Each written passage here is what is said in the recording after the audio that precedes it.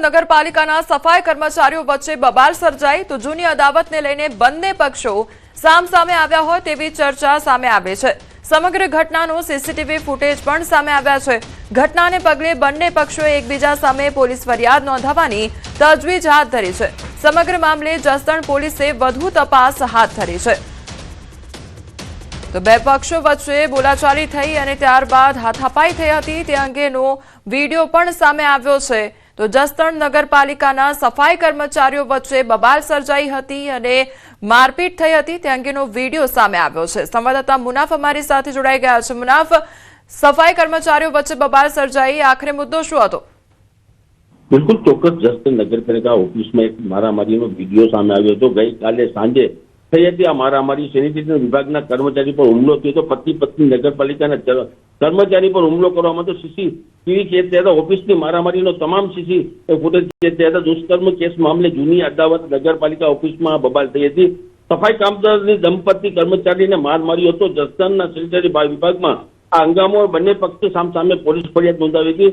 નગરપાલિકા કચેરીમાં ઘૂસીને કર્મચારી પર હુમલો કરવામાં સીસીટીવી કેદ થયેલ મારામારીનો પોલીસ તપાસ ઘટના સ્થળે પહોંચી અને પોલીસ તપાસ કરી રહી છે।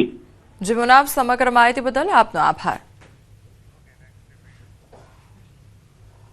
ભારે હાઈ વોલ્ટેજ ડ્રામા વચ્ચે દિયોદર તાલુકા પંચાયતમાં આખરે કોંગ્રેસે બોડી બનાવી છે અને આ સાથે જ તાલુકા પંચાયતમાં પ્રમુખ ઉપપ્રમુખ પદે કોંગ્રેસના સભ્યોની વરણી કરાઈ છે।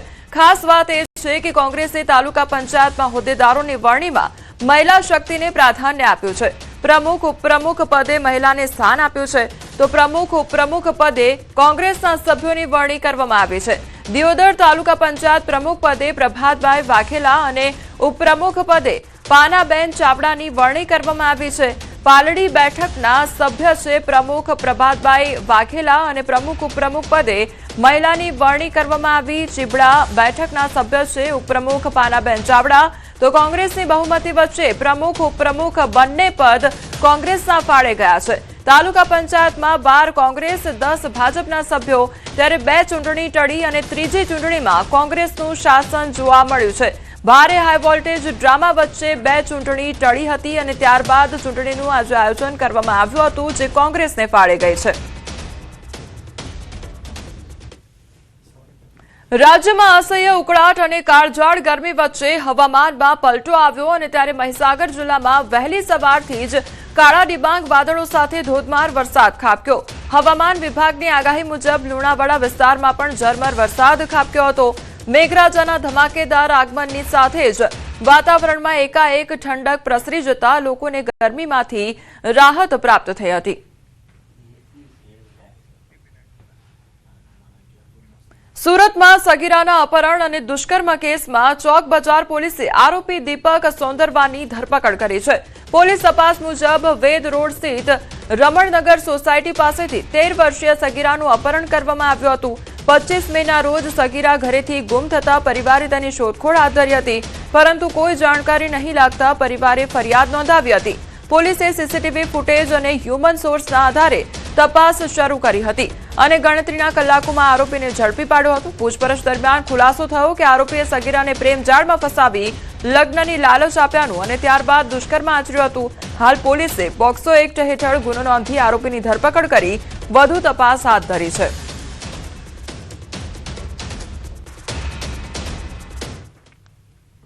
ગીર વિસ્તારમાં સિંહોના શંકાસ્પદ મોતની ઘટનાઓ સામે આવ્યા બાદ સમગ્ર વન વિભાગ હાઈ એલર્ટ મોડ પર જોવા મળી રહ્યું છે, જેથી ગીર સાથે હવે ગિરનાર અભયારણ્યમાં વસતા સિંહો અને સિંહ બાળની સુરક્ષા અને સ્વાસ્થ્યને લઈને પણ વિશેષ તકેદારી રાખવામાં આવી રહી છે। વન વિભાગનો સ્ટાફ 24 કલાક ખડે પગે રહી સિંહો અને સિંહ બાળ પર નજર રાખી રહ્યો છે। ગિરનારમાં વસતા દરેક સિંહ અને સિંહ બાળનું ઇન્ટેન્સિવ મોનિટરિંગ કરવામાં આવી રહ્યું છે। વન વિભાગના સ્ટાફ દ્વારા દૂરબીનથી પણ સિંહણ પર દુર્ગમ વિસ્તારમાં નજર રાખવામાં આવી રહી છે।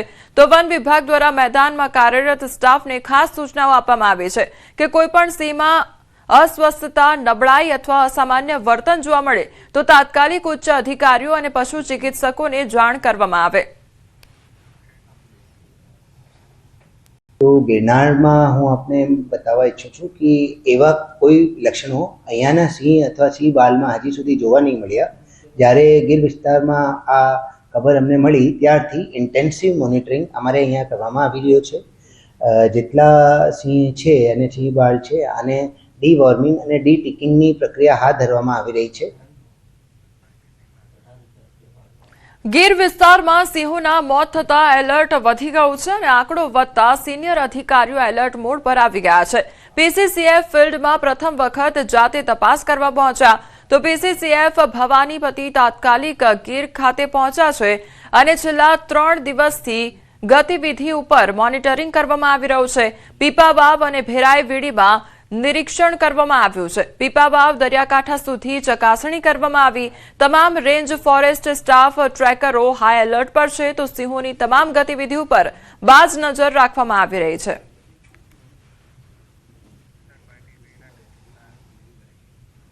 દ્વારકા જિલ્લામાં ઉનાળાની કાળઝાળ ગરમી વચ્ચે પાણીનો પ્રશ્ન ઉભો થયો છે. જિલ્લાના મોટા ભાગના ડેમોના તળિયા દેખાવા લાગ્યા છે જ્યારે નાના ચેકડેમો અને તળાવો પણ સુકાઈ રહ્યા છે. બોર તળાવના પાણીના સ્તર નીચે જતા રહ્યા છે ત્યારે હવે લોકોને પાણીની ચિંતા સતાવી રહી છે.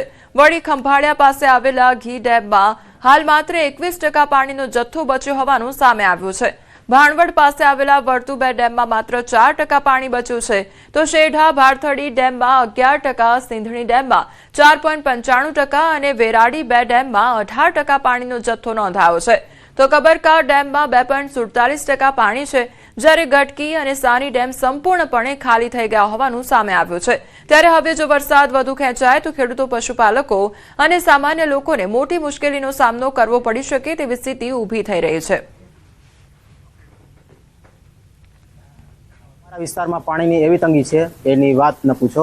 કેમ કે જે મેન ડેમ છે, તળાવો છે તો એ તો એમાં તો પાણી મુદલ છે જ નહીં અને જે મોટા ડેમો છે એમાં પણ પાણી હાવ અત્યારે બિલકુલ નથી. એમ જો વરસાદ ખેંચાશે તો પાણીની સમસ્યામાં ઘણો આપણે ઓળવણું કરવું હોય તો એ ના થઈ શકે. કાંઈ કૂવા, ચેકડેમ, તળાવ ગામડામાં તો બધા ખાલી થઈ ગયા. અત્યારે આપણી પાસે હાલ ડેમમાં 21% જેટલો સ્ટોરેજ છે એટલે કે 81.51 MCFT જેટલું પાણી આપણી પાસે અવેલેબલ છે.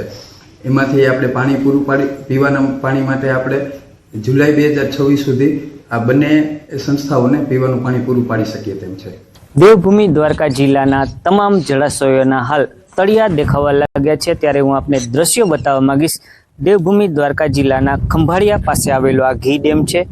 ઘી ડેમમાં હાલ માત્ર 20 થી 21% જેટલું જ પાણી બચ્યું છે ત્યારે ઘી ડેમનું તળિયું દેખાવા લાગતા ખંભાળિયા તેમજ આસપાસના જે વિસ્તારના ખેડૂતો છે તેમની પણ ચિંતામાં વધારો થયો છે. કારણ કે ખેડૂતોને અત્યારે ચોમાસું નજીક છે અને જે આગોતરું વાવેતર કરવાનું હોય છે પરંતુ જે આ સિંચાઈ માટેનો ડેમ છે આ ડેમમાંથી સિંચાઈનું પાણી પણ બંધ કરી દેવામાં આવ્યું છે ત્યારે પાણી ઓછું હોવાના કારણે ખેડૂતોની મુશ્કેલીમાં પણ વધારો જોવા મળ્યો છે. દેવભૂમિ દ્વારકા જિલ્લાના તમામ નાના મોટા જળાશયોમાં પણ પાણી ખૂટી ચૂક્યું છે. પાણી ઘટવાના કારણે ક્યાંક ને ક્યાંક ખેડૂતોની મુશ્કેલીમાં પણ વધારો જોવા મળ્યો છે ત્યારે દેવભૂમિ દ્વારકા જિલ્લામાં જો વરસાદ ખેંચાય તો આગામી દિવસોમાં પાણી માટે